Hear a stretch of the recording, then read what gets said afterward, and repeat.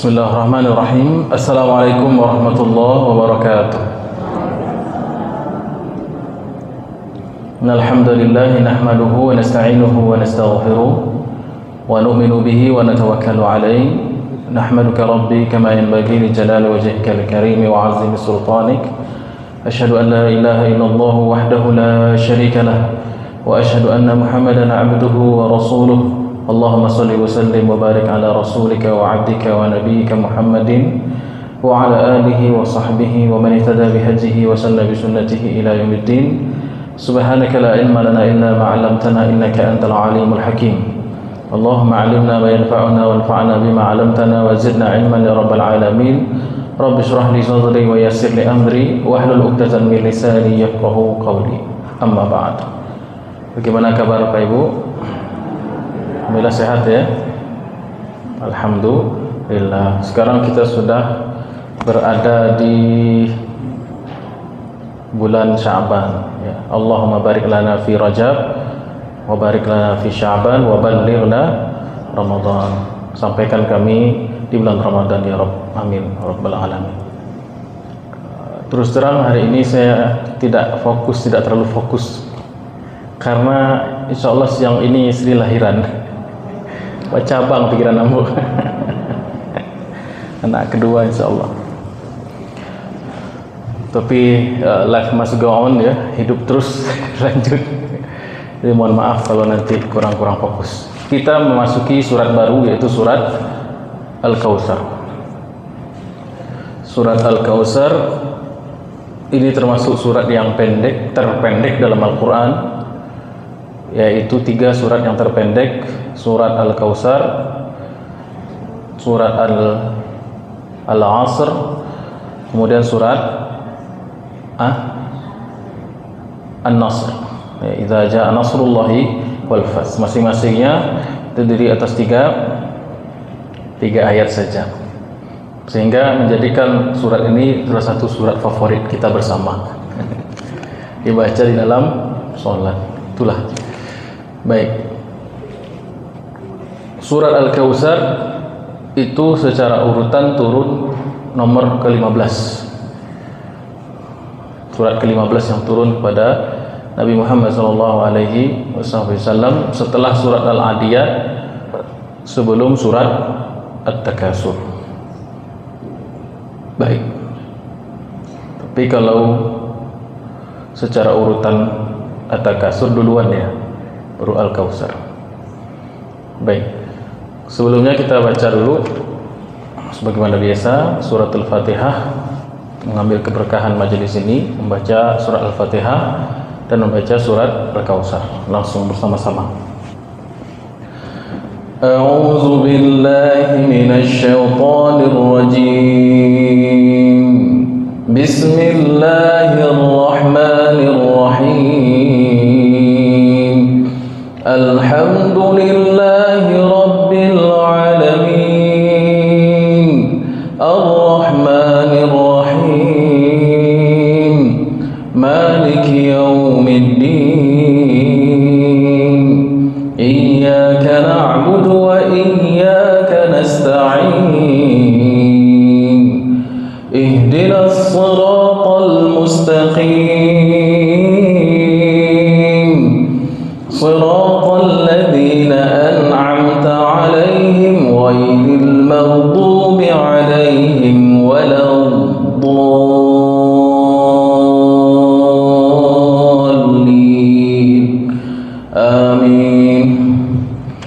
Bismillahirrahmanirrahim.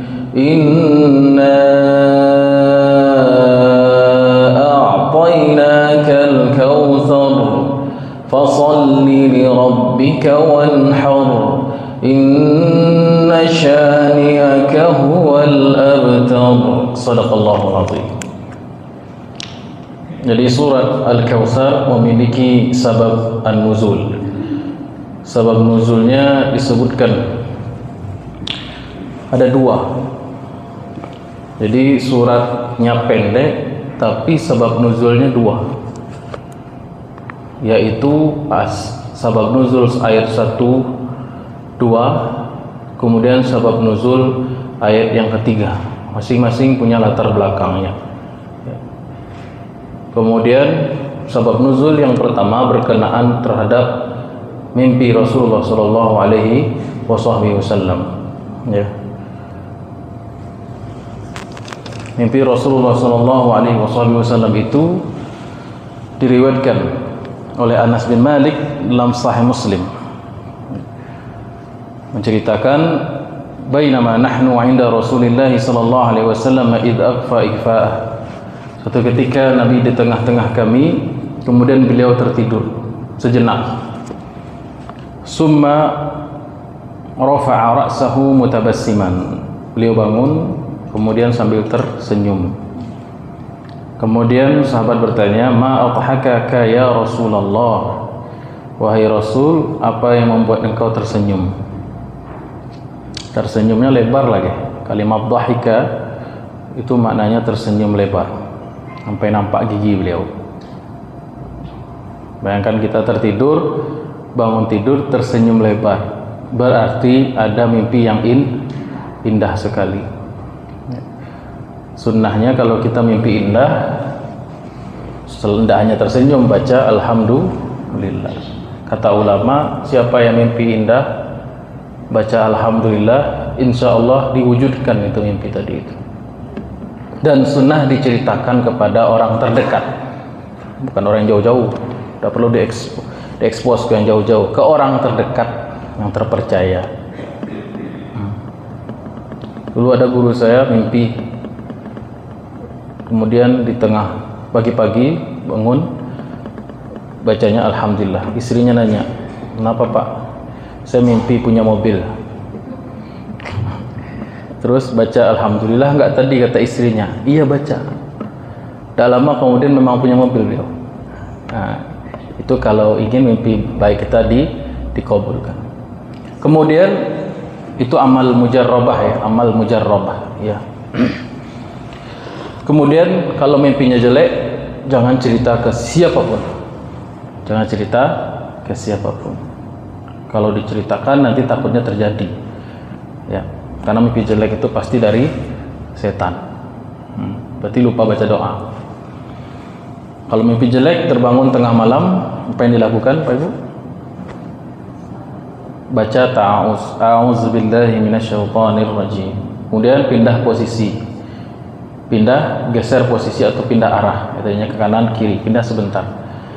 Kemudian isyarat meludah 3 kali ke kiri. Isyarat meludah, bukan meludah betulan. Isyarat meludah. Kalau meludah betulan kanannya bisa sampiang. Isyarat meludah. Cuy 3 kali. A'udzubillahi minasyaitonirrajim. Kalau boleh baca ayat kursi, baca 3 kul ya. Dan jangan ceritakan siapapun. Mimpi apa tadi Pak? Aduh lah pokoknya. Wah, berarti kue setan itu Pak. Ima kue setan atau wak yang terlalu lemah ya. Kemudian sampai mana tadi? Kemudian Nabi bangun dan tersenyum lebar. Qala nazalat alayya anifan surah. Turun barusan kepadaku sebuah surat. Fa qara'a, maka Nabi membaca Bismillahirrahmanirrahim. Inna a'tainakal kautsar fasalli li rabbika wanhar inna syani'aka huwal abtar. Ini turun surat secara lengkap. Summa qala, ya, kan ayat itu bunyinya inna, sesungguhnya kami memberikan engkau wahai Muhammad al-Kautsar. Fasalli, maka solatlah li rabbika, bagi Rabbmu, wanhar, dan berkorbanlah juga hanya kepada Rabbmu. Inna syani'aka huwal abtar, sungguhnya orang yang membencimu, sesungguhnya dialah yang terputus. Kemudian Nabi bertanya, atadruna mal kausar, apakah kalian tahu apa itu al-kausar? Qulna, kami berjawab, Allahu wa rasuluhu a'lam. Ya, ini adab seorang murid kepada gurunya, yang gurunya itu Nabi Muhammad SAW. Hanya Allah dan Rasulnya yang mengetahui. Nabi bertanya agar kita penasaran, kita siap untuk menerima informasi. Ini teknik dalam mengajar. Bertanya untuk memancing perhatian daripada murid. Ya. Apakah kalian tahu apa itu al-kausar? Kemudian Nabi menjawab, qala fa innahu nahrun, sungguhnya dia adalah sungai, wa adanihi rabbi azza wa jalla alaihi khairun katsir, dia adalah sebuah sungai yang dijanjikan oleh Tuhanku yang maha mulia dan luhur,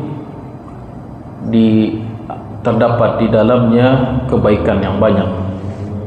Huwa haudun taridu alaihi ummati yaumal qiyamah, dia adalah sebuah telaga yang datang nanti pada hari kiamat kepadanya umatku. Aniyatuhu adadun nujum, tempat minumnya sebanyak bintang di langit, banyak sekali. Fayakhtalijul abdu minhum faaqulu innahu min ummati, maka ada seorang yang datang juga dari rombongan umat Nabi Muhammad SAW itu, tapi malaikat melarang Nabi untuk bertemu dengan dia. Dia termasuk umatku, wahai Jibril. Fayuqalu innaka la tadri ma ahdatha ba'dak, sungguhnya engkau tidak tahu apa yang terjadi setelah kematianmu, wahai Muhammad. Jadi Al-Kausar ditafsirkan langsung oleh Rasulullah SAW, yaitu sebuah sungai atau telaga yang Allah berikan, janjikan kepada beliau nanti di hari kiamat. Dan di sana berkumpul, datang umat Nabi Muhammad SAW dan bertemu dan diberi minum oleh Nabi SAW langsung dari tangan beliau. Kapan itu? Setelah melewati Sirat. Jadi urutannya pernah kita bahas ya Pak Ibu ya. Ya, kiamat, hancur alam semesta. Trompet 1 tuh, trompet 2 kembali diciptakan lagi, ada padang mahsyar, hari kebangkitan, ada syafaat, ada hisab, ada mizan, ada pemberian kitab, ada sirat, bawahnya neraka. Kalau lewat di sirat itu barulah sampai ke haud. Nah, itu yang disebut dengan Al-Kausar. Belum masuk surga lagi. Jadi sebelum masuk surga berjumpa dulu dengan Nabi Muhammad SAW yang sudah menanti di ujung sirat untuk diberikan minum pada umatnya oleh beliau. Ya. Setelah minum barulah orang masuk surga. Amin ya rabbal alamin. Baik. Kemudian ulama berbeda pendapat ya tentang apakah surat ini makkiyah atau madaniyah gitu ya. Ada yang mengatakan surat ini madaniyah. Kemudian ada yang mengatakan surat ini makkiyah, ya, sebelum Nabi berhijrah ke Makkah. Ya. Baik, ala kulli hal ada dua pendapat demikian. Kemudian kita masuk ke ayat yang pertama pembahasannya, inna a'tainakal kausar. Jadi ayat ini bercerita tentang pemberian. Allah Subhanahu wa taala Al-Mu'ti, punya sifat Al-Mu'ti. Dari kata a'ta yu'ti, Al-Mu'ti yang memberikan. Ya. Kalau Abdul Mu'ti berarti hamba Allah yang Maha memberi. Yaitu Profesor Dr. Abdul Mu'ti, sekretaris pimpinan Pusat Muhammadiyah. Kemudian Allah punya sifat Al-Mu'ti, karena Allah Al-Ghaniyu, Al-Mughniyu, Allah Maha Kaya dan khazanahnya sangat banyak, dan dia berkehendak memiliki iradah, qudrah, kemampuan, iradah yang pasti untuk memberi.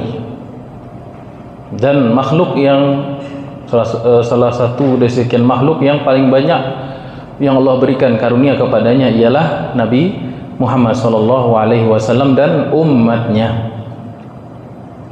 Jadi Al-Kautsar itu bukan pemberian kepada Nabi saja, tetapi kita umatnya Nabi Muhammad SAW berdasarkan hadis tadi itu. Jadi ketika kita membaca ayat ini, inna a'tainaka, waktu ayat ini turun memang kepada Nabi Muhammad SAW. Namun kaf khitab pada ayat ini juga berlaku selamanya kepada siapa yang beriman kepada Allah dan mengikuti Nabi Muhammad SAW. Jadi hadirkan hati ketika membaca inna a'tainaka ya azan, ya fulan, ya fulanah. Sesungguhnya Allah telah memberikan engkau Al-Kautsar kepada masing-masing diri kita. Tidak hanya Al-Kautsar wujud zatnya, tetapi ada yang dicintai di situ nanti. Siapa itu? Nabi Muhammad sallallahu alaihi wasallam. Dan sedikit lagi selangkah kaki kita memasuki surganya. Ya. Jadi ayat ini seharusnya mendatangkan sifat husnuzon kepada Allah Subhanahu wa taala. Ayat ini mendatangkan kita sifat yakin bahwasanya kita ahlul jannah. Ya. Kita mesti bangun sifat husnuzon. Apa sulitnya bagi Allah memberikan kita Islam tanpa kita meminta? Sedangkan apa sulitnya bagi Allah memberikan kita Islam sedangkan kita tidak memintanya?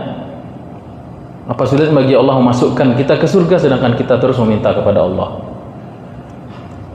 Ya Pak Ibu ya. Apa sulitnya bagi Allah yang telah memberikan kita Islam nih sekarang, padahal kita di alam jannah, alam ruh nggak pernah minta tuh. Ya Allah jadikan saya muslim. Di sekian miliar manusia saat ini masih dalam kekafiran, tapi kita diberikan Islam tanpa kita minta. Apa sulitnya bagi Allah memasukkan kita ke surga sedangkan kita terus meminta Allah Subhanahu wa taala. Jadi inna a'tainakal kautsar, kafnya itu dibawakan kepada masing-masing personal kita, bahwasanya kita harus optimis, husnuzan kepada pemberian Allah. Tapi husnuzan itu harus dibarengi dengan ikhtiar. Dan husnuzan saya yang boras punya ahli saruko sembayang enggak la haula. Husnuzonnya tinggi, tapi sholat tak mau. Ini husnuzon apaan? Itu suuzon namanya sebenarnya itu. Husnuzon itu gimana sih? Husnuzon itu kita yakin atas rahmat Allah, lalu kita membuktikannya dengan amal perbuatan. Ya. Ketika kita beramal saleh, kita husnuzon kepada Allah, amal kita ini dicintai oleh Allah, dikabul sama Allah. Jadi tidak stres gitu. Sah solat tadi kok lai patah. Perlu khawatir, perlu takut kepada Allah amal kita tidak sah, tapi juga seimbangkan dengan harapan kepada Allah. Jadi tidak perlu was-was.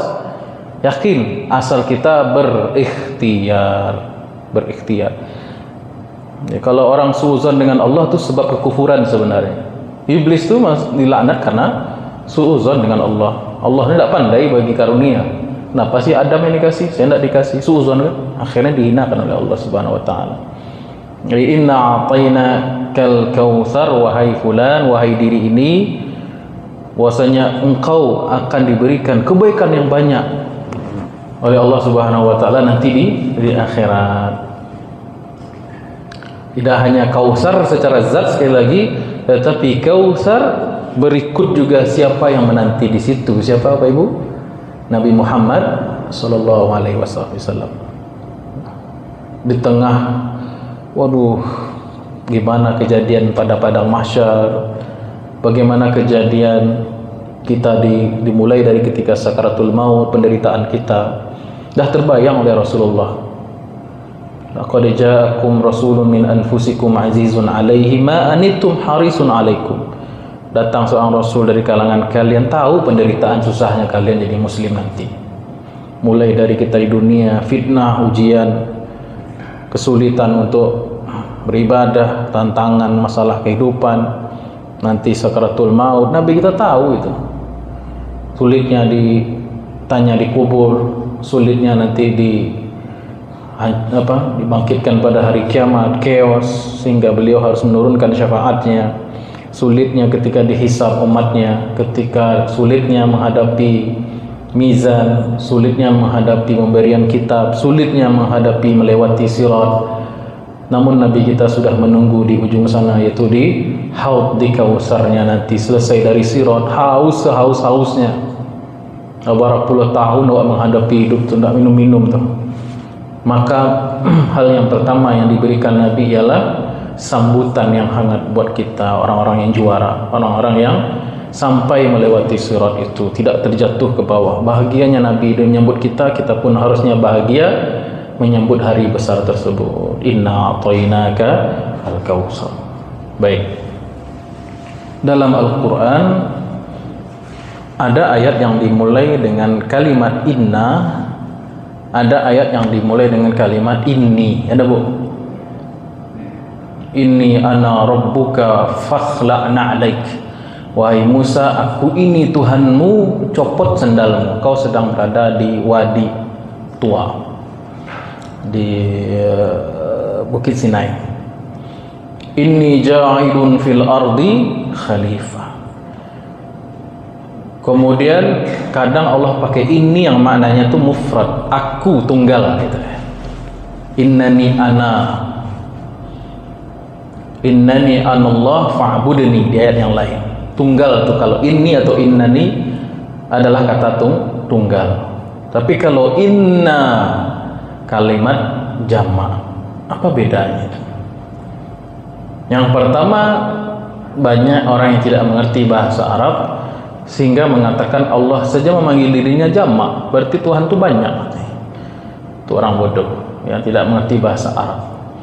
Dalam retorika bahasa Arab, kalimat jamak tidak selalu bermakna ayo rancak miknya huruf jalih terang. Sebagian musaji lah huruf to yang disebut tidak keluar. Tapi di sini huruf sin anginnya kencang sekali. Ya. Dah sampai mana kita tadi? Oh ya. Kalimat jamak tidak selalu, ini kira-kira selalu tadi. Kalimat jamak tidak selalu bermakna banyak, tetapi bisa bermakna lit ta'zimi, untuk pengagungan, membesarkan diri. Ya. Membesarkan diri. Ya. Menunjukkan pangkat dan kedudukan. Kami sebagai Menteri Keuangan telah memecat oknum fulan yang anaknya pamer Robicon. Kami di situ, ya, itu menunjukkan pangkat ibu itu, orang tinggi, gitu kan. Itu juga ketika Allah menggunakan kami, inna, berarti Allah sedang menunjukkan kuasanya. Lah, apa hubungannya di sini? Kita harus tahu bahwasanya rukun pemberian itu ada 3. Rukun pemberian ada 3. Rukun a'ta. Ini bikinan saya aja sebenarnya. Yang pertama, rukun yang pertama itu siapa? Kalau kita faham rukun pemberian ini, kita akan faham betapa besar dan agungnya Al-Kautsar itu. Ya, ini rahasia aja sebenarnya nih. Saya kasih tahu di sini. Tempat lain nggak saya kasih tahu. Rukun pemberian yang pertama, siapa yang memberi? Nah, akan menentukan berapa besar ukuran yang diberi. Raja Salman ke Indonesia lalu memberikan Bapak Yopi sebuah pemberian. Nah, misalnya, amin. Raja Salman, raja oleh, bukan Salman tetangga ibu itu, bukan. Raja Salman memberikan sesuatu oleh-oleh ke Pak Yopi. Kira-kira pemberiannya itu besar atau biasa atau kecil? Kenapa tahu? Belum tahu apa yang diberikan kan? Rukun yang pertama yang memberi pangkatnya tinggi. Pangkatnya tinggi itu raja, bukan Pak Salmanuddin, bukan. Raja Salman bin Abdul Aziz Al Saud, ya. Ya. Raja itu baru raja dunia tuh, ya, baru raja kecil di dunia. Ini yang memberikan siapa? Inna siapa? Allah. Udah kebayang berapa pemberiannya, gimana dahsyatnya Al-Kautsar itu. Terus yang pertama sudah yang memberikan, rukun yang pertama sudah centang. Rukun yang kedua yang diberi. Siapa yang diberi? Akan mempengaruhi juga. Yang mau diberikan siapa ketika ayat ini turun? Nabi Muhammad sallallahu alaihi wasallam. Ya. Jadi yang memberi Allah, yang menerima pemberian Nabi Muhammad Sayyidul Khalqi, khairu khalqillah, sebaik-baik makhluk, kekasih Allah, puncak daripada pangkat itu Nabi Muhammad SAW. Lalu dari dua ini saja dah tahu, kita bisa membayangkan apa kira-kira yang diberikan itu. Baru yang ketiga rukun pemberian yang diberikan. Ya, apa? Benda yang diberikan, sesuatu yang pemberian. Nah, itulah. Yang memberi, yang menerima pemberian, dan pemberian itu sendiri. Kalau kita sudah tahu dua awal, maka kita ngerti, terbayang rukun yang ketiga tadi itu. Dari sini dah tahu kan, yang memberikan Allah, yang menerima Nabi Muhammad. Kita tidak bisa membayangkan dengan nilai dunia betapa hebat yang disebut dengan Al-Kautsar itu. Ya, meskipun memang Nabi menjelaskan sedikit. Tentu Nabi menjelaskan sedikit tentang Al-Kautsar itu yang bisa beliau sampaikan, yang bisa dimengerti orang di zaman itu. Tapi kembali lagi pada hakikatnya, benda-benda gaib di akhirat tak bisa dibayangkan di dunia. Ya. Kalaupun Nabi menjelaskan sesuatu perkara yang gaib, itu dengan rahmatnya saja itu. Karena rahmat Nabi saja menjelaskannya begini. Tapi aslinya lebih tidak bisa dibayangkan, ya. Kalau kata Nabi di sini, hadis riwayat Imam Tirmizi dari Ibnu Umar, qala Rasulullah sallallahu alaihi wasallam, al-Kautsaru nahrun fil jannah. Kautsar itu adalah sebuah sungai yang ada di surga. Haffatahu min zahabin. Pinggir-pinggir sungainya itu terbuat dari emas. Kira-kira berapa kilo tuh? Berapa gram, Bu? Wa majrahu ala durri wal yaqut. Majra, apa istilahnya? Alirannya itu, apa batang sungainya itu terdiri atas, ya, bukan batu kali, Kuranji, enggak. Terbuat dari batu permata, yakut. Turbatuhu atyabu minal misk. Bau tanahnya saja lebih harum dari misk. Kasturi kijang. Wa ma'uhu ahla minal asali. Airnya lebih manis daripada madu. Wa abyadu minal thalj. Lebih putih lagi daripada salju. Hadisun hasan sahih. Baik, ini deskripsi yang diceritakan Nabi, tapi pada hakikatnya Allahu a'lam. Ma la ainun ra'at, tidak pernah dilihat mata. Uzun ma la ainun sami'at, tidak pernah dengar oleh telinga. Wala yakhturu bi bali al-bashar, tidak pernah terlintas di pikiran ide manusia jenius manapun bagaimana rupa yang sebenarnya itu. Yang jelas Allah mengatakan inna a'tainaka al-kautsar. Secara bahasa, Kautsar itu fau'al minal kasrah. Orang Arab kalau menyebut Kautsar itu maknanya banyak. Pertama, kebaikan yang banyak, harta yang banyak, sesuatu yang banyak manfaatnya, sesuatu yang luar biasa, yang sangat banyak lah, itu kira-kira. Itu orang Arab kalau memahami kalimat Al-Kautsar sebagai makna dasar dalam bahasa Arab, ya. Tapi makna hakikatnya telah disebutkan oleh Nabi, yaitu hautnya, yaitu sungai yang dikhususkan untuk Nabi untuk diberikan kepada umat. Lihat di sini akhlaknya Nabi. Akhlaknya Nabi sallallahu alaihi wasallam ketika diberi pemberian oleh Allah, Nabi langsung memberikannya kepada umat. Ya kan? Bukan buat Nabi sendiri, tapi Nabi sallallahu alaihi wasallam menggunakan itu sebagai tarhib, ya, penyambutan kita nanti yang selamat di sirat itu. Untuk menyambut kita umatnya, ya, sallallahu alaihi wasallam. Baik. Kemudian Al-Kautsar itu sendiri memiliki banyak tafsiran sebenarnya. Kalau kita buka tafsir salaf, ini saya bawa langsung sekalian bawa lah tafsir yang tafsir Al-Qurtubi cik Ustaz tu akonya. Jilid yang terakhir, jilid yang kali 10, ada 10 jilid. Karena banyak tak sanggup saya mencatat. Maka saya bawa aja lah kitab tebal-tebal gini.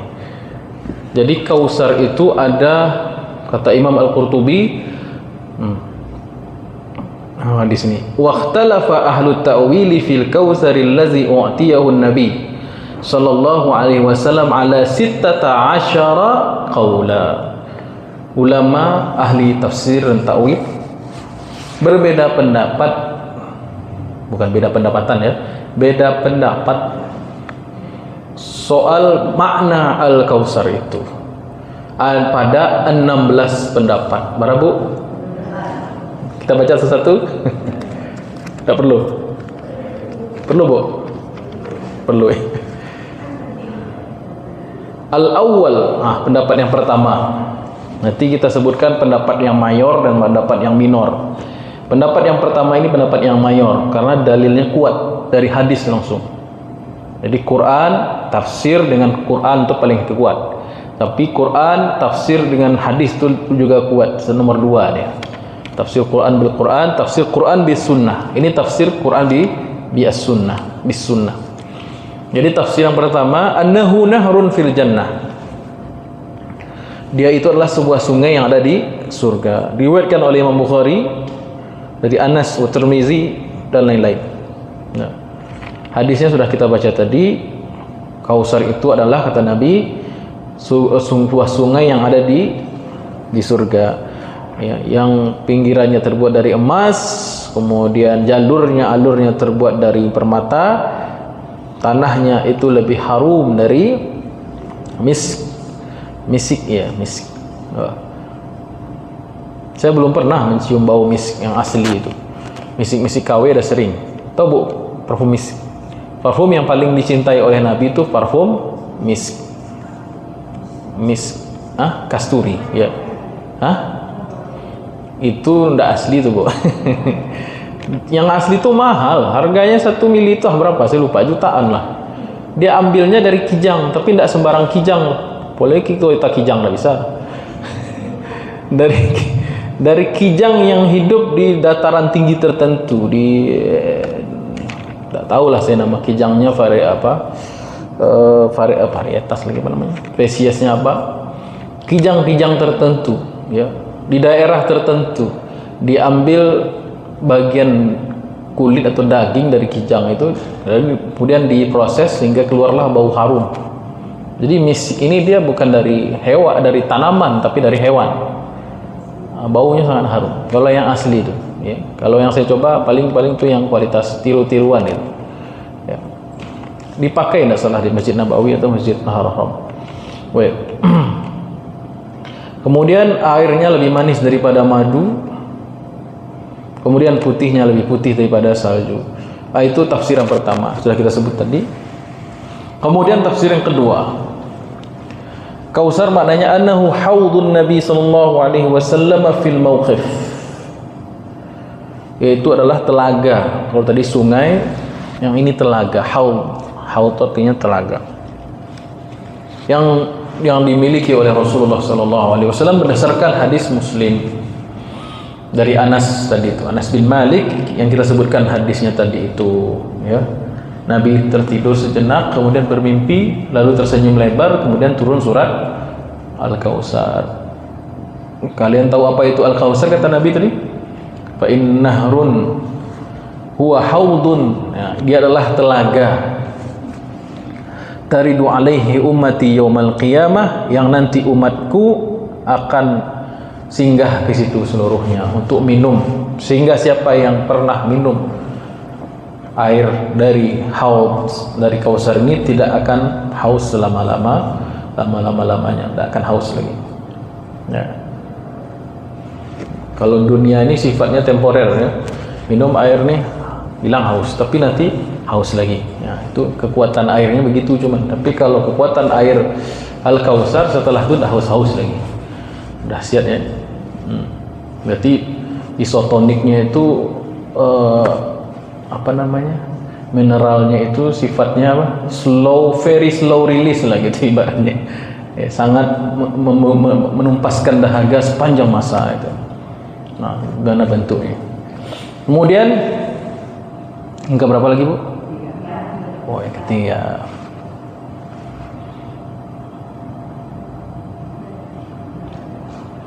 Yang ketiga, makna Al-Kausar adalah An-Nubuwah wal Kitab.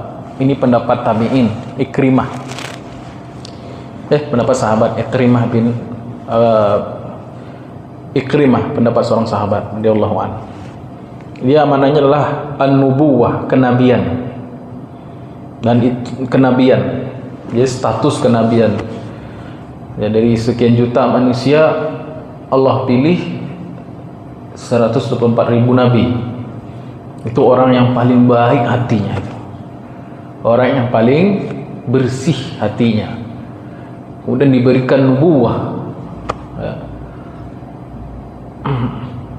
Akana linnasi ajaban an auhayna ila rajulin minhum. Apakah sesuatu yang mengherankan apabila kami memilih dari antara hamba-hamba kami orang-orang yang pantas menerima nubuwah, wahyu. Ya. Jadi wahyu itu sebaik-baik pemberian Allah kepada hamba-hambanya. Tak ada pemberian yang lebih tinggi daripada kenabian. Ya. Tapi masalahnya itu hak prerogatif Allah, SK-nya Allah tuh. Tak bisa ngaku-ngaku nabi loh, tak bisa. Orang yang mengaku nabi, apalagi setelah Nabi Muhammad, itu hitungannya Dajjal. Dajjal itu 30. Semuanya mengaku nabi. Ya. Jadi nabi itu adalah karunia Allah yang paling tinggi kepada seorang hamba Allah. Makanya Nabi SAW ketika ditanya oleh Ibunda Aisyah radhiyallahu anha, "Ya Rasulullah, kenapa engkau tahajud sampai bengkak kakimu?" Apa kata Nabi? Alam akun abdan ala an akuna abdan syakura. Aku ingin bersyukur kepada Allah Subhanahu wa taala, di antaranya nikmat atau pemberian nubuwah. Namun nubuwah itu sendiri juga memiliki tugas konsekuensi yang berat ya. Bacaklah jadi umat salehlah ya. Lebih enak menjadi umat dibandingkan jadi nabi karena beban luar biasa. Inna sanulqi 'alaika qaulan saqila. Sesungguhnya kami akan mewahyukan kepadamu ucapan wahyu yang teramat berat. Qaulan saqila, berat. Kemudian yang ketiga, keberapa? Keempat. Yang disebut dengan Al-Kausar itu adalah Al-Quranul Karim itu sendiri. Inna a'tainaka Al-Kausar. Al-Kausar huwal Quran.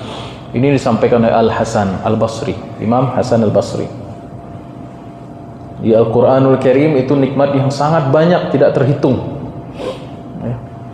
Nikmat yang sangat banyak. Yang berapa? Yang kelima, Quran itu banyak kebaikan karena apa? Disebutkan kitabun anzalnahu mubarakun. Sesungguhnya Al-Quran itu yang kami turunkan adalah kitab yang mubarak. Apa itu mubarak? Penuh berkah. Apa itu penuh berkah? Kecil bentuknya tapi luas manfaatnya. Itu berkah. Berkah itu kebaikan yang tidak bisa dihitung dengan skala manusia. Itu berkah. Makanya kalau berkah itu sudah hinggap pada sebuah benda, kepada seseorang, pada perbuatan seseorang, pada harta seseorang, maka nilainya melebihi nominal hitungan manusia. Itu disebut dengan berkah. Al-Quran bisa dihitung kan, ayatnya berapa sih? 6.236, 30 juz, 114 surat. Tapi kebaikannya sangat banyak, berlipat-lipat ganda. Ya, makanya kita selalu minta doa kepada Allah, bukan doa yang paling baik itu doa berkah. Ya Allah, berikanlah kesehatan yang banyak dan berkah. Nah, itu yang bagus. Daripada sedikit tapi tidak berkah. Ya Pak, mancak seketik berkah atau banyak tapi tidak berkah. Banyak berkah ya jadi apa? Baik. Lanjut. Yang keempat, Al-Quran. Maknanya Quran tadi ya. Kelima lagi, Al-Islam. Al-Kausar maknanya Al-Islam, nikmat Islam. Kenapa nikmat Islam disebut kebaikan yang banyak, Kausar? Kenapa Al-Islam disebut dengan Al-Kausar? Karena nikmat setelah Islam itu menjadi baik semua. Kalau nikmat sebelum Islam itu menjadi petaka semua. Maksudnya gimana sih? Islam itu harus kita yakini sebagai nikmat yang tertinggi. Setelah nikmat itu datang kepada kita, wa Islam dikasih harta, maka harta itu baik. Kita Islam dikasih paras yang cantik, yang ganteng, yang indah, maka paras itu menjadi baik. Kita dikasih Islam, datang setelah itu anak-anak menjadi baik. Kita Islam setelah itu ada jabatan menjadi baik. Kita Islam datang setelah itu pertemanan, maka pertemanan menjadi baik. Kita Islam datang setelah itu kekayaan, maka kekayaan itu menjadi baik. Tapi seluruh nikmat yang datang sebelum Islam, tidak ada Islam setelahnya, maka itu menjadi petaka saja. Dia pejabat tinggi tapi tidak ada nilai Islam, itu penyesalan saja, keburukan saja. Oh, anaknya banyak tapi tidak menerapkan Islam, maka anak itu hanya menyusahkan saja. Oh, dia banyak harta tetapi tidak ada Islam setelahnya, itu hanya sengsara saja, penyesalan. Makanya nikmat Islam itu nikmat yang tertinggi. Kalau dia datang setelahnya, maka yang setelahnya itu akan menjadi baik. Tapi kalau dia tidak ada dari sekian banyak nikmat yang Allah berikan, tapi dia absen, tidak ada Islam, maka seluruhnya menjadi petaka, penyesalan. Maka nikmat yang pertama kita syukuri itu bukan nikmat harta zahir materi, tidak. Nikmat yang pertama itu nikmatul Islam. Jadi Islam dia teh. Ya, Nabi mengatakan apa dalam sebuah hadis, tunkahul mar'atu li arba'. Perempuan itu dinikahi dengan 4 alasan. Pertama, li jamaliha, karena kecantikan fisik dia. Wali nasabiha, nasabnya tuh, turunan dia, bibit bapak bebek. Ketiga, limaliha, terbalik ya, limaliha dulu yang kedua, hartanya. Jadi cantik, harta, nasab. Walidiniha, dan karena agamanya. Kata Nabi, fazfar bizatid din taribat yadak. Pilih agamanya, kamu kan beruntung. Itu kayak kata Buya Hamka, ini bisa kita memahaminya. Apa kata Buya Hamka? Yang lainnya tuh nol. Jamal, kecantikan, nol. Harta itu nol. Nasab itu nol. Agama itu 1. Kalau 1 setelahnya datang nol, bagus. Tapi kalau nol banyak, baru 1 di belakang, sangat-sangat kecil jadinya, hampir tidak bernilai. Inilah solehah, yo cantik oleh 10 nilai. Solehah, yo cantik, yo kayo, yo 100 nilai. Sudahlah solehah, iya, cantik, iya, kaya, iya, keluarga terpandang baik-baik, 1000 nilai. Tapi kalau cantik dia, tidak ada agamanya, 0,1. 1/10. Ya. Kalau dia 0, apalagi tuh cantik, hartanya banyak, tetap 0,00. Tak ada yang 1 di belakang itu harus dimajukan ke depan. Itu yang disebut dengan agama. Itu bukan hanya perempuan, laki-laki juga begitu. Ibu kalau cari menantu laki-laki juga begitu. Ya, kita balikkan, kalau datang laki-laki diangkat menjadi menantu sebab 4 hal. Kita ubah sedikit hadisnya. Ya. Yang pertama kata Nabi, li jamaliha, karena ketampanannya, fisiknya bagus. Jangan yang impoten. Yang kedua, hartanya bagus. Gajinya 2 digit minimal. Yang ketiga, apalagi Bu? Nasabnya, keturunannya baik-baik, gitu kan? Maka ini semua akan membawa penyesalan kalau tidak punya yang terakhir, yaitu Agamanya yang pertama dulu Bu. Plus ganteng 10 nilai. Plus PNS. Plus gajinya 2 digit. 100 nilainya. Dari keluarga yang baik-baik pula, ada 1000 dah maksimal itu. Di mana carinya Ustaz? Ambul enggak tahu, sedang mencari dulu. Baik. Sampai mana tadi? Jadi al-Islam Bu ya.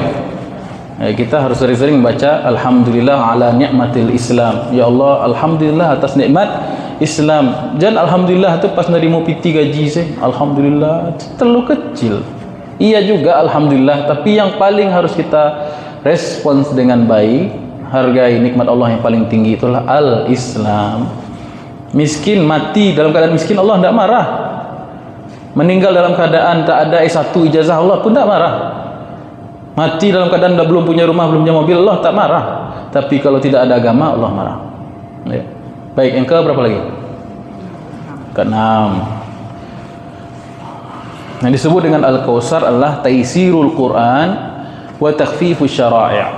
Ini mirip-mirip dengan tafsir yang ada di surat sebelumnya. Wa amma bi ni'mati rabbika, bukan itu. Ayatnya yang summa latus'alunna yawma idzin 'anin na'im. Ya. Kemudian pada hari itu kamu benar-benar akan ditanya mengenai nikmat. Apa makna nikmat di situ? Na'im. Salah satu tafsirannya adalah taisirul Quran wa takhfifus syara'i'. Mudahnya belajar Quran dan ringannya syariat Islam. Jadi Al-Kautsar maknanya nikmat Islam, nikmat Quran yang telah dimudahkan oleh Allah Subhanahu wa taala. Ya mudah kini belajar Quran, Bu? Mudah atau payah belajar Quran, Bu, kini? Mudah sekali. Ustaz banyak, Quran cantik, ya, majelis ilmu banyak. Cuman kaki gue yang barik datang. Ya.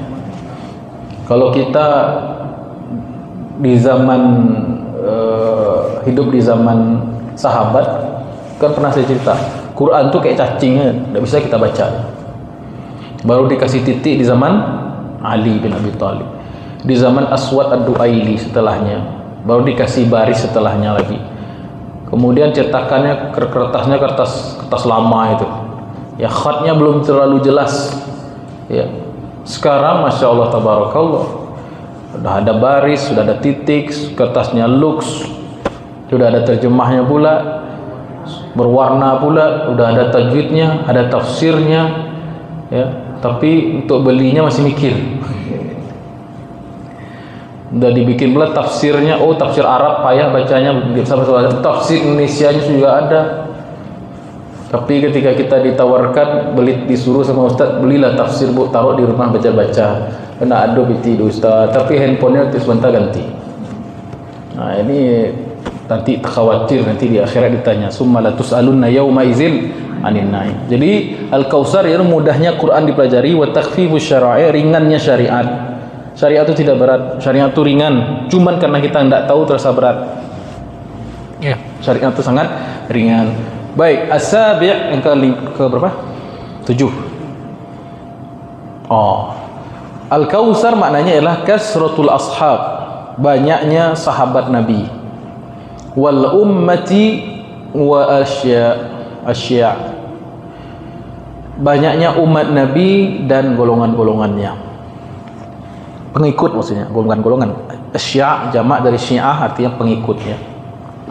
Jadi banyaknya sahabat Nabi sallallahu alaihi wasallam, terutama ketika Nabi hijrah. Itu terjadi lonjakan kaum muslimin jumlah. Waktu fase Mekah sedikit tuh kaum muslimin. Kemudian penduduk Madinah yang berhaji pada tahun 9 atau 10 Hijriah kenabian, mereka membaiat Nabi, mereka meminta Nabi untuk nanti kalau berhijrah ke Yasrib kan kami tolong. Mulai banyak kaum muslimin, ratusan jumlahnya. Kemudian ketika Fathu Makkah, iza jaa nasrullahi wal fath wa ra'aitan nasa yadkhuluna fi dinillahi afwaj. Afwaj itu berombongan-berombongan. Di jazirah Arab semuanya menjadi Islam tanpa kecuali. Jadi banyaknya umat sallallahu alaihi wasallam itu salah satu bentuk kausar, sesuatu yang banyak. Ya. Bahkan Nabi sallallahu alaihi wasallam itu nabi yang paling banyak pengikutnya. Nomor 2 Nabi Musa. Nomor 3 saya tidak tahu. Nomor 1 Nabi Muhammad sallallahu alaihi wasallam. Kemudian apalagi tidak hanya banyak, tetapi wajahnya bercahaya di hari kiamat. Dengan wajah itulah Nabi tahu itu umatnya. Kemudian tidak hanya bercahaya, tidak hanya banyak, duluan pula masuk surga. Tak boleh haram surga ini masuk, kata Allah, sebelum umatnya Muhammad sallallahu alaihi wasallam masuk surga. Tak boleh ada nabi yang masuk surga sampai Nabi Muhammad masuk surga. Tidak ada boleh umat masuk surga kecuali setelah umat Nabi Muhammad masuk surga. Jumlahnya banyak, umurnya pendek, amalnya seketek, tapi duluan masuk surga. Nah, ini. Kemudian ini pendapat ulama juga ya, Abu Bakar bin Ayyash, Yaman bin Ri'a. Kemudian yang ke-8, annahu al-isar. Al-isar. Apa itu al-isar? Mirip dengan makna yang sebelumnya, yaitu banyaknya karunia Allah, pemberian Allah Subhanahu wa taala nanti di surga dan nikmat-nikmat yang telah Allah berikan. Kemudian ke-9, annahu rif'atu zikri. Mana al-kausar adalah sanjungan atau pujian Allah yang tinggi kepada Nabi Muhammad sallallahu alaihi wasallam, ya. Rif'atul zikri, mulianya penyebutan Nabi Muhammad sallallahu alaihi wasallam. Ya. Kenapa jarang bersalawat ketika disebut nama Nabi ini? Dulu Nabi pernah naik mimbar. Tahu ya hadisnya? Naik Nabi itu ada mimbarnya ada 3 tingkat. Mimbar Nabi ada 3 tingkat. 1, 2, 3. Naik Nabi ke mimbar 1, amin kata Nabi. Naik Nabi tingkat 2, amin lagi. Naik Nabi ke mimbar tingkat 3, amin. Kemudian sahabat bertanya, kenapa engkau baca amin 3 kali ya Rasulullah setiap kali naik mimbar? Apa kata Nabi? Tadi aku naik mimbar datang Jibril. Kemudian Jibril berkata pada mimbar yang pertama, abdun syaqiyun adraka Ramadan fansalakha minhu walam yughfar lah. Celaka laki-laki seseorang yang memasuki bulan Ramadan kemudian keluar daripadanya tapi dia tidak diampuni oleh Allah. Amin kata Nabi. Yang kedua, naik lagi Nabi yang para kedua, apa kata Jibril? Syaqiyun abdun, atau dalam riwayat raghima anfu, celaka seseorang yang apa? Adraka walidayhi walam yughfarlah. Orang yang hidup bersama kedua orang tuanya, ya, mendapati orang tuanya masih hidup tapi tidak menyebabkan dengan orang tuanya itu dia masuk surga dan dia diampuni oleh Allah Subhanahu wa taala. Amin kata Nabi. Ya, justru dengan orang tuanya dia masuk neraka. Ya. Kemudian yang ketiga, celaka orang yang apabila disebut namamu tapi dia tidak bersalawat kepada engkau. Nah, jadi ketika nama Nabi kita disebut langsung salawat. Allahumma shalli ala Muhammad. Baik. Itu salah satu bentuk rifa'atu zikri, ditinggikannya penyebutan Nabi Muhammad sallallahu alaihi wasallam sebagaimana disebutkan dalam ayat surat Duha kemarin ya. Al-Nasrah ya. Wa rafa'na laka zikra. Sungguhnya kami tinggikan penyebutan Muhammad di mana saja, di kalimat syahadatain la ilaha illallah Muhammadul Rasulullah. Di mana lagi? Ketika iqamah, azan dan iqamah, ya. Ketika mana lagi? Ketika orang tasyahud dalam salat, ya. Dalam berbagai ibadah umat Islam. Ya. Kemudian yang keberapa? 10 ibu ya. Jadi yang ke-10, annahu nurun fi qalbika dallaka alayya. Yang disebut kausar itu adalah cahaya yang Allah berikan kepada hati engkau, sehingga dengan cahaya itu seorang mukmin dituntun kepada keridhaan Allah Subhanahu wa taala. Jadi kita butuh nur nih, cahaya nih dari Allah Subhanahu wa taala dalam hati kita. Itu disebut dengan al-kausar. Faqata'aka amma siwai. siwaya, ya. Maka dengan nur tadi seseorang itu terputus dengannya selain Allah. Nah, itu kalimat. Dengan cahaya itu kita bisa berjalan di jalan Allah, kemudian dengannya terputus hubungan kepada selain Allah. Itu makna Al-Kautsar. Kemudian yang keberapa lagi? Yang 11, asy-syafa'ah. Al-Kautsar maknanya asy-syafa'ah, ya, syafaat yang Allah berikan khusus kepada Nabi Muhammad SAW. Sehingga dengan syafaat itu mungkin miliaran orang terselamatkan dari neraka Allah Subhanahu wa taala. Qila. Yang keberapa lagi? 11. Mu'jizatur Rabb hudiya biha ahlul ijabati li da'watik. Jadi mukjizat-mukjizat yang telah Allah berikan kepada Nabi Muhammad sallallahu alaihi wasallam. Nah, itu maknanya mukjizat. Yang ke-12. Al-Kautsar adalah kalimat la ilaha illallah Muhammadur Rasulullah. Itu kalimat. Jadi inna a'tainakal kautsar. Jadi nikmat yang banyak itu adalah Islam, tapi pangkal dari Islam itu adalah kalimat thayyibah la ilaha illallah Muhammadun Rasulullah. Mirip dengan pendapat yang ke berapa tadi? Kelima tadi, al-Islam. Kemudian yang ke berapa lagi?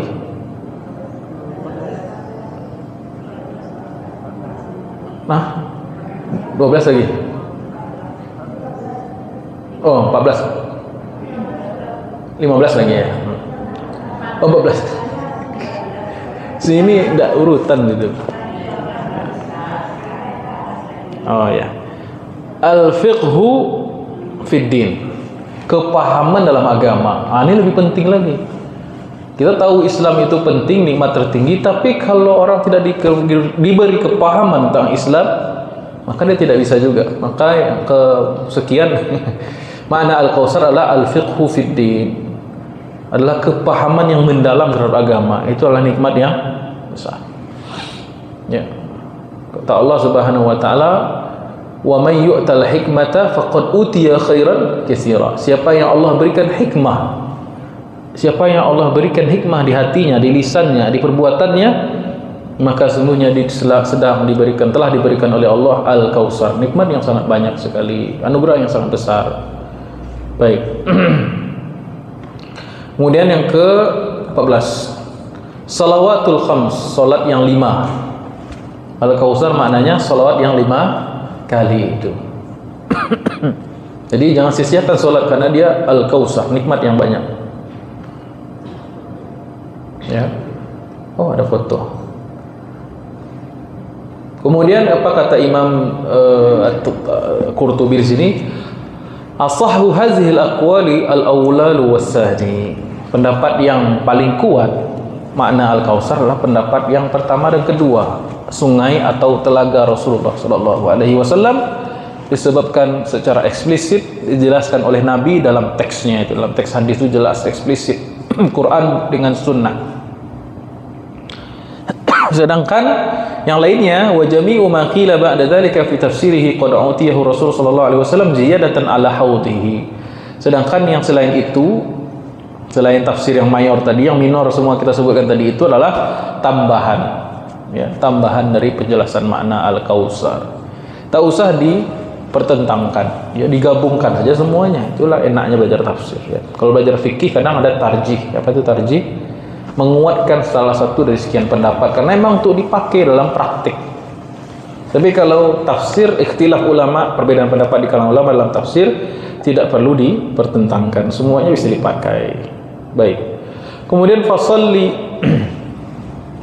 Kemudian sebelum masuk ayat kedua, ayat pertama. Tadi inna maknanya yang pertama apa, Bu? Kenapa pakai kata kalimat jamak? Li ta'zim. Untuk menunjukkan pangkat kedudukan siapa yang memberi, itu Allah Subhanahu wa taala, ya. Kemudian kalimat inna selain itu bermakna makna yang lainnya selain itu, selain ta'zim, gunanya untuk menjelaskan af'al perbuatan Allah Subhanahu wa taala. Jadi jika Allah berbicara tentang zatnya, perhatikan. Serius nih Bu ya. Jadi kalau Allah bicara tentang zat dirinya, seringnya memakai kalimat tunggal mufrad. Innani anallah fa'budni. Sesungguhnya aku, kalau bicara zat Allah menggunakan kalimat jamak. Inni rabbuka, inni ana rabbuka fakhla'na alaik. Jadi kalau Allah bicara tentang zat Allah memakai mufrad. Tapi kalau Allah bicara perbuatannya, keputusannya, Allah memakai kalimat jamak. Kenapa? Karena dalam perbuatan terdapat sifat yang banyak. Dalam satu keputusan Allah itu ada sifat kudrah, kemampuan Allah, ada sifat iradah, kehendak Allah, ada sifat ihsannya Allah Subhanahu wa taala, ada khazanahnya Allah Subhanahu wa taala. Kemudian kalau kalimat jamak biasanya dengan wasitah atau dengan wasilah, dengan perantaraan. Contohnya inna nahnu nazzalna dzikra wa inna lahu lahafizun. Sungguhnya kami, kata Allah, yang menurunkan Al-Qur'an. Keputusan dan ilmunya dan hakikatnya ada pada Allah, tetapi dalam pelaksanaannya ada makhluk yang terlibat. Itu ada Jibril di situ kan, yang mengirimkan wahyu. Maka itulah salah satu hikmah rahasia dari bentuk jamak. Ya, berarti inna sudah di sini. Inna a'tayna, a'ta artinya memberi. A'ta artinya memberi. Ada yang menambahkan a'ta maknanya memberi dengan mudah. Memberi itu kan macam-macam. Ada orang yang memberi tapi dengan kesulitan dia memberi.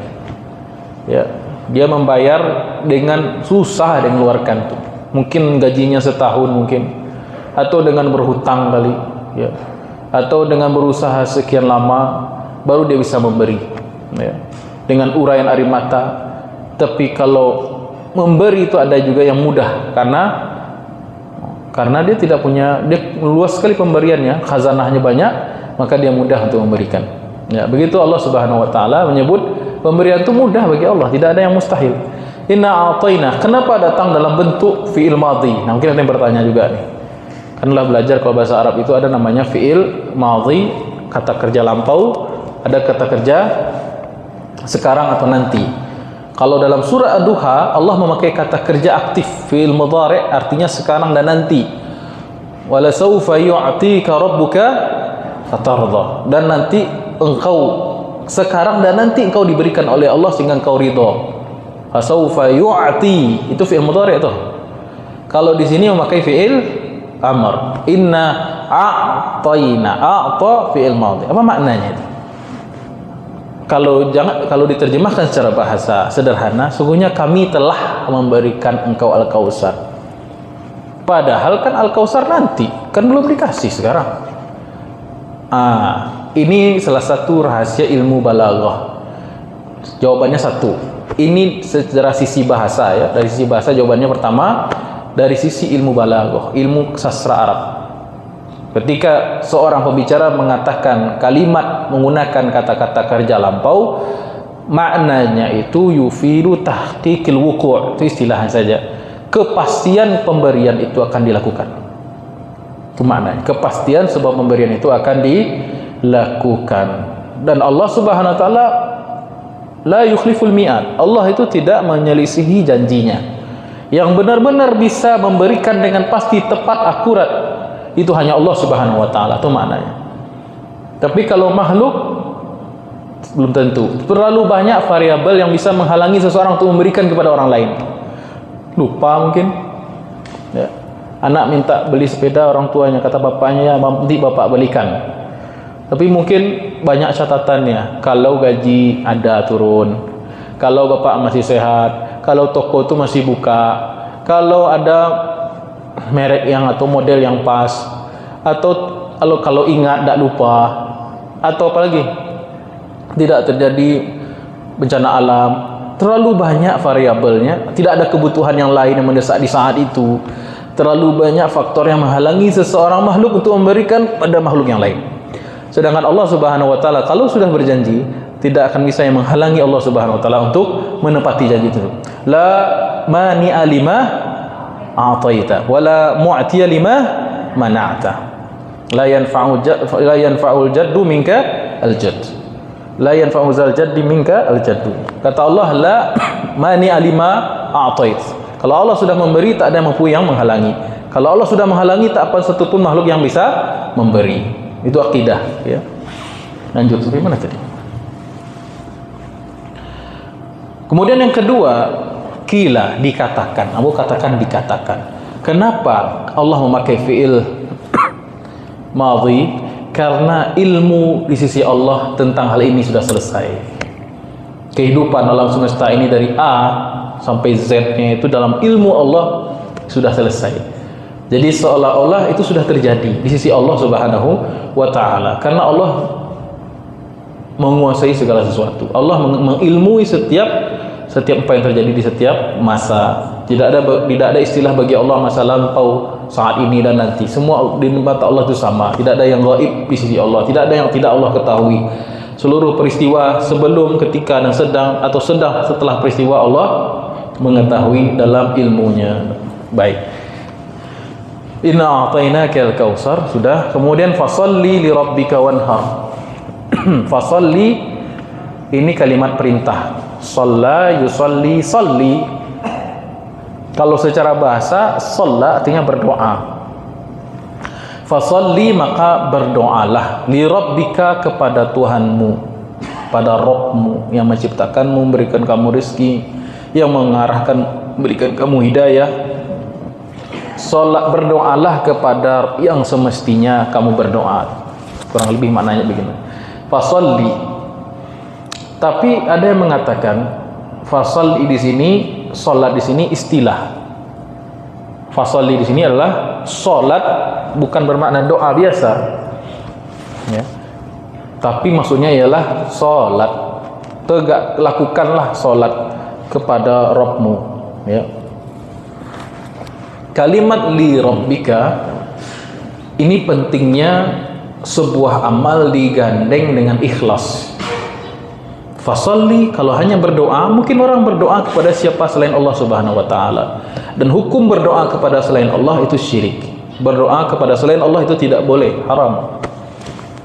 Atau solat yang tidak ikhlas, riya di dalamnya misalnya, itu maknanya dia melupakan li rabbika fasalli. Maka konsekuensinya kalau orang tidak bertauhid dalam amal, maka dia sesat, salah, keliru.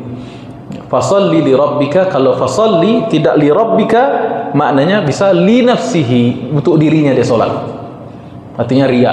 Fawailul lil musallin allazina hum an salatihim sahun allazina hum yuraun, ya. Celaka kata Allah orang yang solat untuk dirinya, untuk mengagungkan dirinya dalam sifat riya itu. Jadi fasalli li rabbika. Kemudian ada yang menafsirkan fasalli li rabbika wanhar. Maknanya itu fasalli li rabbika wanhar li rabbika. Salat itu hanya untuk Allah, begitu juga dalam berkurban untuk Allah. Ayat ini menangkis atau melawan pemahaman Arab jahiliyah. Bahwasanya orang Arab jahiliyah itu kalau salat memerlukan wasilah. Mereka mengenal Allah, tetapi mereka memakai wasilah, yaitu berhala-berhala. Itu dalam sholat mereka. Dalam berkurban, menyembelih hewan, mereka gunakan hewan kurban itu untuk menyembah berhala. Ya, atas nama Lata, Uzza, Hubal, ya. Apalagi nama berhalanya itu. Mereka sembelih menyebut nama-nama berhala tersebut. Maka kata Allah, fasalli li rabbika wanhar, maka salatlah dan berkorbanlah. Ini kelanjutan dari pemberian Allah, inna a'tayna kal kausar. Kalau ingin diberikan kebaikan yang banyak, seolah-olah Allah mengatakan, buktikan kamu akan sampai nanti al-kausar, dibuktikan dengan amal perbuatan kita di dunia, yaitu dengan menjemputnya dengan hidayah Allah Subhanahu wa taala, dibuktikan dengan amal perbuatan. Di antaranya amal perbuatan itu adalah salat dan kurban. Baik. Kemudian sebagian mufassir, sebagian ahli fikih ya, menjadikan ayat ini sebagai dalil pelaksanaan sholat Idul Adha, sholat Idul Adha. Karena ada yang mengatakan ini berkaitan tentang perintah Allah ketika perjanjian Hudaybiyah. Tahu perjanjian Hudaybiyah, Pak? Bu? Perjanjian yang dibikin tahun 6 Hijriah ketika Nabi datang ke Mekah dari Madinah bersama ribuan sahabat berniat untuk umroh. Umroh pertama dalam Islam itu tahun 6 Hijriah. Sesampainya di perjalanan, sampainya hampir mendekati kota Mekah, orang-orang Quraisy mendengar bahwasanya Muhammad dan rombongannya dari Madinah datang ke Mekah. Mereka kira untuk berperang, padahal Nabi tidak membawa senjata. Perlengkapan biasa saja, senjata ringan saja, biasa untuk jaga-jaga, untuk berjalan malam hari gitu kan. Kemudian dikirimlah utusan masing-masing pihak untuk melakukan perdamaian ya, diskusi, perundingan. Jelas bahwasanya Nabi dan sahabat bukan untuk berperang, tetapi untuk umroh, untuk beribadah. Tetapi orang kafir Quraisy tetap melarang Nabi tidak boleh masuk dengan sahabat, sehingga dibikinlah perjanjian. Boleh tapi tahun depan, berarti tahun 7 Hijriah. Itu yang disebut dengan umrah qadha, umrah mengqadha, tahu umrah yang batal tanggal atau tahun 6 Hijriah. Dibikinlah perjanjian di luar kota Mekah, nama daerahnya itu Hudaybiyah, maka disebut dengan Sulhul Hudaybiyah, perjanjian Hudaybiyah, Fakta Hudaybiyah. Ada 4 poin perjanjiannya. Yang pertama, gencatan perang selama 10 tahun. Kemudian boleh membuat aliansi masing-masing kelompok pihak musyrikin Quraisy Mekah dengan kelompok Madinah Islam.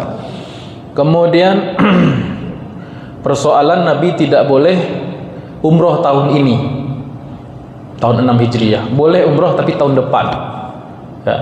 Maka di saat itu banyak sahabat yang kecewa dengan keputusan Rasulullah SAW.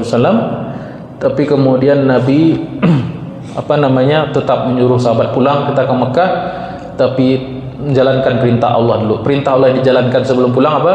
Fasalli li rabbika wanhar, ini. Itu singkat ceritanya. Maka Nabi bersolat. Solat di situ, kemudian baru berkurban. Ya. Setelah solat baru Nabi berkurban. Ada yang mengatakan solat subuh, kemudian baru berkurban. Dan inilah juga digunakan sebagian, ini juga ayat yang digunakan oleh sebagian ahli fikih untuk menentukan kapan itu berkurban pada hari Idul Adha. Kapan menyembelih korban, Pak?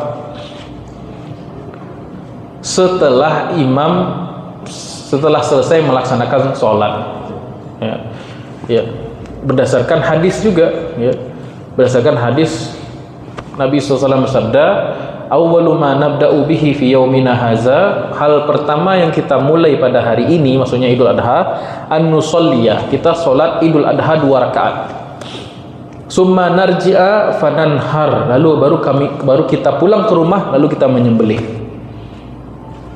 Man fa'ala faqad asaba nusukana, siapa yang melakukan urutannya begitu, sholli baru wanhar, solat dulu baru menyembelih, maka dia telah benar melakukan ibadahnya. Wa man zabaha qablu, tetapi siapa yang menyembelih sebelum solat, artinya menyembelih dulu baru solat 2 rakaat, fa innama huwa lahmun qaddamahu li ahli, maka itu hanyalah daging biasa yang diberikan kepada keluarga. Laisa min nusuki fi syai', tidak terhitung sebagai ibadah kurban. Ya. Nabi SAW pernah dalam riwayat yang lain mau naik mimbar mau khutbah nih, terlihat banyak daging yang sudah disembelih. Kata Nabi, siapa yang nyembelih nih? Si fulan. Yang menyembelih tadi ulang lagi sembelihnya setelah sholat, kata Nabi. Itu menunjukkan tidak sahnya orang yang berkurban sebelum dilaksanakannya sholat Id. Kalau itu bedanya, kalau orang salah menempatkan waktu ibadah yang besar jadi kecil, jadi tidak sah jadinya, karena tidak tahu aturan ya. Begitu juga orang yang membayar zakat fitri, bukan zakat fitrah ya, zakat fitri itu setelah selesai sholat id, maka hitungannya sedekah biasa. Ya, kalau sebelum orang naik mimbar, justru itu yang disebut dengan zakat fitri. Kebalik tuh, zakat fitri itu sebelum sholat masih dianggap sah, itu zakat fitri. Itu kalau Idul Fitri. Kalau Idul Adha, kurban itu setelah sholat. Nah, jangan dibalik. Zakat fitrah bagiannya setelah orang sholat, kurban sebelum orang sholat, atau balik-balik dunia. Ya. Fa innama huwa lahmun qadamahu li ahli. Baik, itu hanya daging biasa yang diberikan kepada keluarganya. Jadi dalilnya fasalli li rabbika wanhar. Ya. Jadi tauhid dalam salat, begitu juga bertauhid dalam berkorban. Banyak orang yang bertauhid dalam salat, tapi dalam berkorban sudah melenceng tauhidnya. Ya, kurban itu bukan hanya kurban daging. Waktu yang kita habiskan ini juga kurban namanya ini. Korban itu definisinya adalah taqarrub ilallah, mendekatkan diri kepada Allah dengan apa yang kita miliki, ya. Jadi kalau salah kurban, dia akan jadi korban nanti, ya. Fasholli li rabbika wanhar. Kemudian innaka syani'aka huwal abtar. Innaka syani'aka huwal abtar. Nah, ada banyak riwayat, ya. Tapi yang terkenal dua mengenai ayat ini. Jadi abtar itu gelar bagi orang Arab, memberi gelar orang laki-laki yang tidak punya anak laki-laki. Jadi kalau ada seorang laki-laki dia tidak punya anak laki-laki, maka dikatakan huwal abtar. Itu dia abtar. Apa itu abtar? Secara bahasa artinya yang terputus. Kenapa orang Arab menilai seseorang yang tidak punya anak laki-laki terputus? Pertama, orang Arab itu fanatik mengenai nasab. Yang disebut nasab itu patrilineal. Jadi bin. Kalau seseorang punya anak laki-laki, artinya namanya akan tersambung. Ya, jadi ada misalnya Pak Budi punya anak Tono. Ada Pak Tono, nama anaknya Budi misalnya. Maka selama Budi itu hidup, Tono akan ikut. Budi bin Tono. Apalagi kalau si Budi tadi punya anak misalnya Ahmad misalnya, maka bapaknya tadi itu kakeknya masih akan disebut, karena masih akan disebut gitu kan, karena jalur nasab patrilineal, laki-laki. Berarti Ahmad bin Budi bin Tono. Berarti Pak Tono itu tidak abtar, namanya masih akan tersambung, disebut terus selama masih ada turunan laki-laki. Tapi apabila tadi Pak Tono itu tidak punya Budi, dia punya Fatimah bin Tono kan, binti Tono, ya. Fatimah ini nanti kalau dia menikah, kawin, punya anaknya ini nasabnya siapa? Enggak ke Fatimah, tapi ke suaminya. Maka hilanglah Pak Tono dalam penyebutan. Nah, itu loh maksudnya. Oh, ini begitu. Jadi hilanglah Pak Tono dalam penyebutan kalau dia tidak memiliki keturunan laki-laki. Nah, Nabi kita itu mengalami kematian anak laki-laki 3 kali. Yang pertama di awal pernikahan, 2 di awal pernikahan, 1 di Madinah, 2 di Mekah, 1 di Madinah. 2 di Mekah itu adalah anak yang pertama bernama Al-Qasim dari istri pertama Ibunda Khadijah radhiyallahu anha. Al-Qasim umurnya pendek, umur 2-3 tahun meninggal. Kemudian lahir lagi anak kedua juga laki-laki, namanya siapa? Abdullah. Ya. Kemudian Abdullah juga sama, tidak panjang umur juga meninggal dunia. Itu Al-As ibn Wa'il. Nah, Al-As ibn Wa'il inilah yang mengatakan pertama kali ketika meninggal Al-Qasim dan Abdullah, apa kata Al-As bin Wa'il, ini petinggi Quraisy ya, Arab kafir Quraisy ya. Butira Muhammad itu putus. Ya. Jadi Nabi Muhammad SAW tidak hanya Islam yang beliau bawa itu yang ditolak, tetapi sudah main menyerang personal. Ya. Termasuk juga kehidupan Nabi SAW disinggung ya. Awak baru kematian anak tapi langsung dikatakan mudikin. Ya. Sebagai manusia tentu beliau sedih ya, beliau menangis. Sedih ketika anaknya digendong untuk memakamkan itu. Ya. Kemudian ketika di Madinah Nabi menikah dengan Maryam Al-Qibtiyah. Siapa Bu? Maria Al-Qibtiyah. Maria Al-Qibtiyah ini orang Mesir, perempuan Mesir yang hadiah dari Raja Muqawqis. Berarti tahun ke-7 tuh, tahun ke-7 Hijriah. Karena Nabi ngirim surat ke Raja Muqawqis itu tahun 7 Hijriah. Kemudian dapat perempuan 2 orang. Raja Muqawqis mikir-mikir dulu. Raja Muqawqis itu menghormati surat Nabi SAW dan tahu beliau Nabi, tapi Muqawqis nggak mau masuk Islam, minta waktu dulu. Ulama nggak tahu tuh bahwa beliau masuk Islam, tuh tidak ada aja penjelasannya saya lihat. Yang jelas dia minta waktu, tapi memberikan Nabi 3 hadiah. Yang pertama 2 orang perempuan orang Mesir, yaitu Maria dan Sirin. Kemudian yang kedua kain khas Mesir. Yang ketiga bigal ya, kendaraan mewah campuran kuda dan keledai. Di zaman itu kendaraan mewah ya. Kalau ini apalah misalnya, ini Lexus lah gitu, Alphard gitu ya. Kemudian dari Maria itu Nabi membebaskan dia. Jadi Nabi dapat budak, tapi Nabi membebaskan budaknya. Jadi di antara istri Nabi yang tadinya budak kemudian diperistri oleh Nabi, kemudian dibebaskan sebagai maharnya itu adalah Maria dan Sofiyah binti Huyai bin Akhtab. Ya, Sofiyah ini keturunan Yahudi, keturunan Nabi Harun alaihissalam. Dibebaskan tuh. Nah, jadi kalau mau ikut sunnah Nabi, dapat budak perempuan, nikahi kemudian bebaskan. Itu sunnahnya Nabi sallallahu alaihi wasallam. Dari Maria ini lahir anak bernama Ibrahim bin Muhammad. Ibrahim juga meninggal untuk usia kecil. Langsung Abu Lahab juga berkomentar, butira Muhammad telah putus. Maka Allah Subhanahu wa taala menghibur nabinya, inna syani'aka huwal abtar. Sesungguhnya orang yang mengatakan kamu terputus itulah yang terputus. Ya.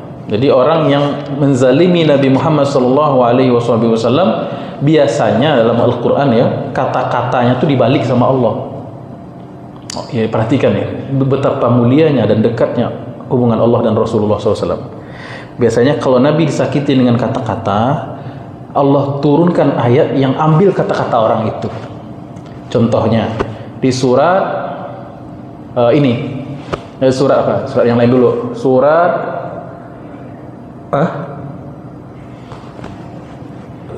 aku jadi lupa sih.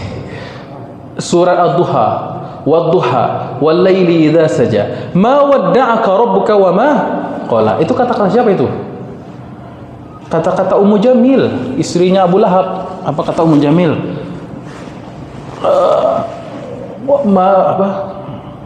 Ma wadda'aka syaitanuka ya Muhammad. Setanmu telah meninggalkan engkau wahai Muhammad. Qalaka syaitanuka ya Muhammad. Setanmu itu telah murka marah kepada engkau wahai Muhammad. Setan itu maksudnya adalah Allah. Maksudnya adalah Jibril alaihi salatu wasallam.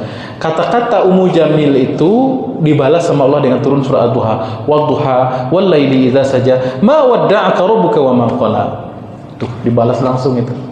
Kemudian ketika Nabi berdakwah terang-terangan pertama kali kepada orang Quraisy, naik Nabi ke Bukit Safa. Ya Sabah, ya Sabah. Kumpul orang-orang semuanya, dipanggil semua kabilah dan klan-klan Quraisy. Apa kata Nabi? Nabi berdakwah untuk mengajak mereka masuk Islam. Tapi apa kata Abu Lahab? Ya Muhammad, tabban laka sa'iral yaum. Celaka engkau sepanjang hari. Tabban laka sa'iral yaum. Tabban laka sa'iral yaum. Kau turun ayat membela Nabi Muhammad SAW. Apa kata Allah? Tabbat yada Abi Lahabin wa tab. Begitu juga ketika Nabi kematian anak, apa kata orang-orang? Butira Muhammad huwal abtar. Allah tidak suka, Allah bela nabinya. Turun ayat, inna syani'aka huwal abtar. Ya salam. Allah balikkan tuh kata-kata musuh. Ya, siapa yang tidak bahagia kalau yang membelanya itu Allah Subhanahu wa taala, ya. Banyak lagi sebenarnya contoh yang lain, cuma saya lupa. Nanti ingat sendiri, sekarang lupa, nanti ingat sendiri. Surat apa lagi ya? Oh, Nabi Muhammad dibilang gila, majnun. Turun ayat, ma anta bi ni'mati rabbika bimajnun. Atas nikmat Tuhanmu wahai Muhammad, engkau sama sekali bukan gila. Wa innaka la'ala khuluqin azim. Justru engkau berada dalam akhlak yang agung. Jadi kalau kita baca Al-Quran, tidak baca sirah nabawiyah, nggak nyambung tuh. Jadi baca Al-Quran itu harus tahu latar belakang bagaimana peristiwa itu terjadi dan perjalanan hidup Rasulullah SAW. Mustahil orang mengerti Al-Quranul Karim kalau tidak mengenal siapa Muhammad SAW. Inna syani'aka huwal abtar. Apa makna abtar? Ada 3 tafsiran yang saya temukan dalam tafsir Tafsir Muhammad Tahir Ibn Ashur. Makna abtar yang pertama la khaira fihi.